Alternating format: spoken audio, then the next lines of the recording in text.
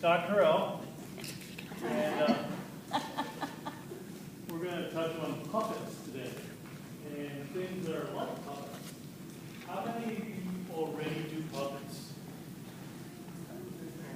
Very Cool. little. No, I have puppets, but but I have them. Yeah, Yeah. that's great. So I have an advanced class, with ventriloquism and stuff. Now, the first thing I'll mention is several times. They started a jam session tonight. They have balloons, face painting, but we have a puppet jam too. It was in the same place where the ice cream social was last night. So, hopefully, if anything touches you today and you want to learn more, we'll get together tonight.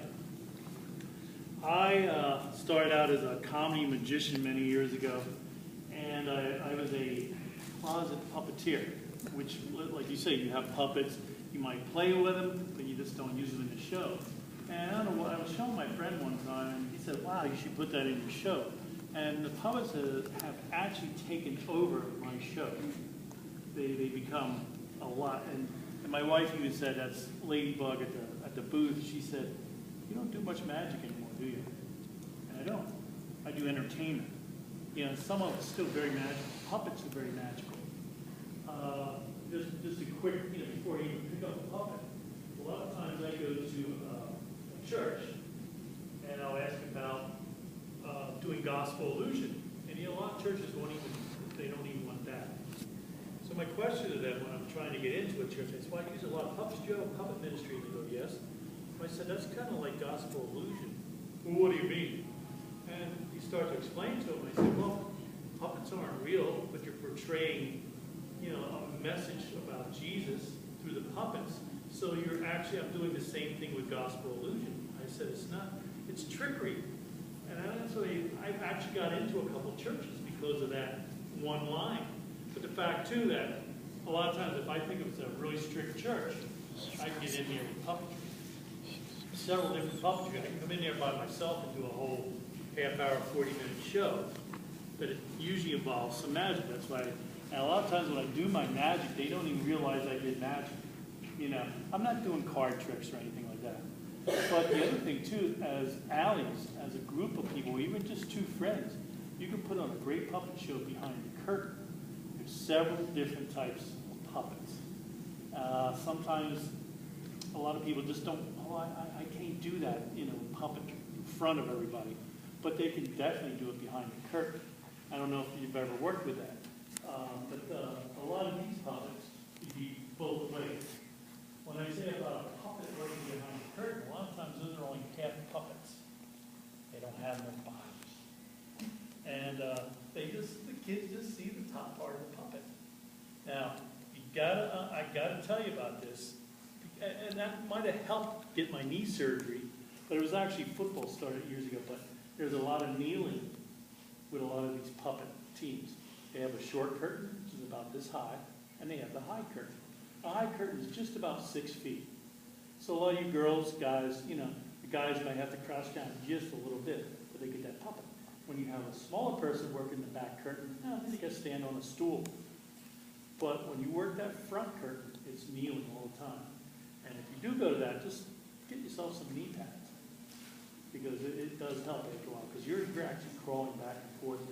It's a big production, but it's beautiful, too. Is there somebody to help you get back up? Well, hopefully one of your peers that are standing in the back. Okay, show's over. Help.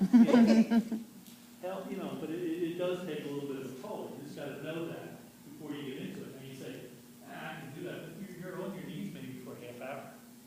You don't want to do too much of anything, whether it's even clowning, you don't want your shows to, because you start to lose people. And I say people from kids on up. So that's why you want to keep your shows a little short. If you don't do a whole puppet show, well, just introduce. I do a thing in the beginning. A lot of times when we're doing shows, I'll pick up one of my favorite puppets, and this is a facsimile of mine. I have that one. And when you put your hand into a puppet, I start from the very beginning. There is foam inside of that, but then it's very, very open on the top where I can actually get to move some ears. So when you put your hand in here, you'll feel it. But if you're on top of some squishy foam, you're in the wrong place with the tops of your fingers. Between the foam and the top palate is where you want to be. Now, this is what you're going to do when you go, if you have a puppet, that's a good start. But if you're buying your first puppet, you want to check out puppets. I want to say Folk Manners, they have a couple great little puppets. They have a fantastic sheepdog, but they're only good for, I call, short bits. If you want to use a puppet that maybe you're doing a walk-around puppetry for a couple hours, you want to make sure your puppet is going to be comfortable, light, and he's not too hot. But there's some, with a lot of clothing on. All my puppets, my big puppets, are 2-year-old clothing puppets. So that's a good thing to remember because you can dress up your puppet. I still keep them fairly naked on the bottom, but I love to put a vest if I can find them. You go into your Hope Rescue Mission, your Salvation Army, you buy them for 50 cents a buck. You'll see the other ones are costing. But anyhow, back to the hand going in there. The reason you want that is because you want that to work. You don't want to lose. Like if I'm on the top part, I can't get his mouth open as fast.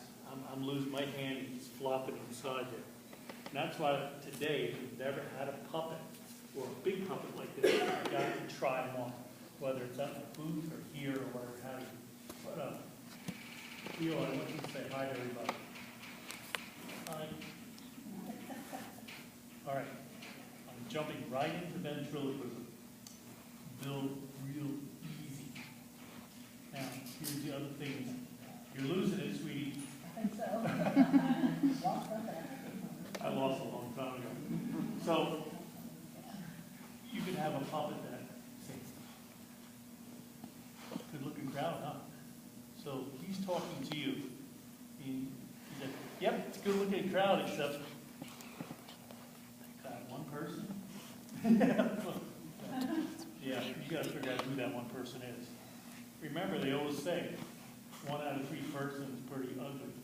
So take a look to your left and take a look to your right. And if they're both good-looking people, you know who you are. But anyhow,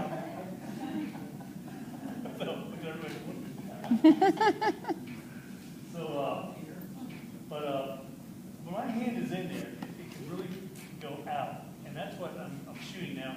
Puppets, when we talk, it's our lower jaw. Most puppets are on the top. So there's a couple things when you're starting, these guys are flexible, and that's what's nice. When you